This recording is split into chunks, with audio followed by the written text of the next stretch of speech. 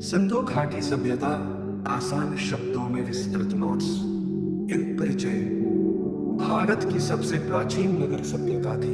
यह सभ्यता लगभग कक्षत से ही पू से 1720 से ही पू के बीच अस्तित्व में थी। इसे हड़प्पा सभ्यता भी कहा जाता है क्योंकि इसका पहला स्थल हड़प्पा था। यह सभ्यता भारत और पाकिस्तान में फैली हुई थी। लोग सभ्य और उन्नत जीवन जीते थे। नगर योजना बहुत अच्छी थी। खोज प्रमुख स्थल 1810 में हड़प्पा की खोज दयाराम साहनी ने की थी। 1832 में मोहनजोदड़ो की खोज रखालदास बनारजी ने की थी। इस सभ्यता के अंदर महत्वपूर्ण स्थल भी खोजे गए, जैसे लोथल प्रसिद्ध बंदरगाह और गोदावरी, धोलावीरा जल संचय प्रणाली, कालीबंगा चलाए गए खेत मिले, राखी गढ़िया सबसे बड़ा हड़प्पा स्थल, तैमाबाद सबसे दक्षिणी हड़प्पा स्थल। धोलावीरा जल संचय प्रणाली, कालीबंगा चलाए गए खेत मिले, राखी गढ़िया सबसे बड़ा हड़प्पा स्थल, तैमाबाद सबसे दक्षिणी हड़प्पा स्थल। नगर योजना और वास्तुकला, इस सभ्यता के शहर बहुत ही सुव्यवस्थित थे। सड़कें सीधी और चौड़ी बनाई जाती थी। मकान पक्की ईंटों के बने होते थे और उनमें कई कमरे होते थे। हर घर में कुआं स्नानघर बना होता था। जल निकासी की बहुत अच्छी व्यवस्था। स्नानागार मोहनजोदड़ो में स्थित था, जिसे धार्मिक कार्यों के लिए इस्तेमाल किया जाता था। शहरों में विशाल अंतर्गार थे जहां अनाज रखा था। जीवन और समाज, लोग कृषि, व्यापार और कारीगरी करते थे।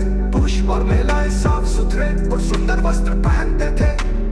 गहने, चूड़ियां, हार और अंगूठियां पहनने का प्रचलन था। मनोरंजन के लिए नृत्य, शिकार और खेल खेले जाते थे।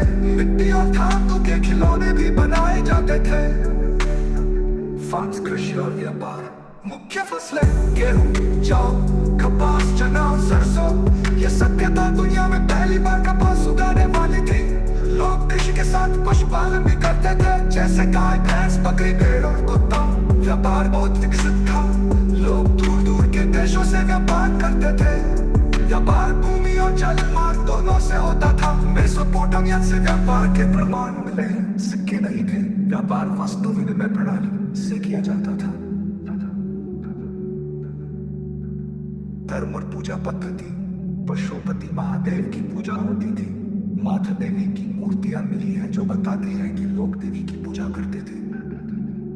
लोग पीपल के पेड़, सर्प और जल को पूजते थे।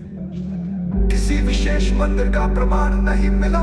इससे लगता है कि पूजा घरों में की जाती थी। सिंधु घाटी के लोगों की अपनी लिपि थी, लेकिन इसे आज तक पढ़ा नहीं जा सका।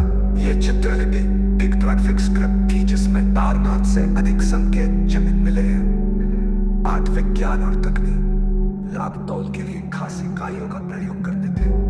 कांस्य औजार और बर्तन बनाए जाते थे। मिट्टी और धातु की मूर्तियां और खिलौने बनाए जाते थे।